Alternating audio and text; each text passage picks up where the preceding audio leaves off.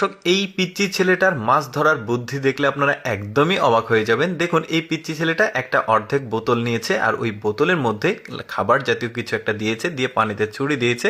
এখন ওই বোতলের মধ্যে খাবার খেতে যখন মাছ ঢুকছে, টান দিয়ে মাছটাকে তুলে নিচ্ছে। কি চমৎকার বুদ্ধি! দেখুন, অনেকগুলো মাছ ধরছে দুইজন মিলে, বাবা আর ছেলে সম্ভবত।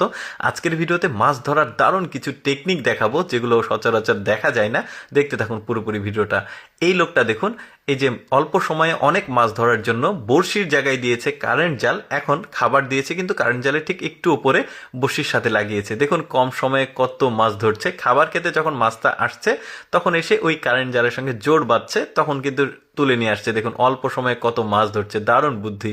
এই লোকটার বুদ্ধি দেখুন, একটা পুকুরের ধারে একটা পাইপ দিয়েছে, প্লাস্টিকের পাইপ, আর পাইপের মধ্যে খাবার দিয়েছে। এখন মাছগুলো যখন পাইপের মধ্যে খেতে ঢুকেছে সে তুলে নিচ্ছে মাছগুলো। দেখুন এই যে বেশ চমৎকার ভাবে কিন্তু মাছগুলো ধরছে, সব ট্যাংরা না, এগুলো হচ্ছে দেশি মাগুর মাছ। বেশ চমৎকার বুদ্ধি।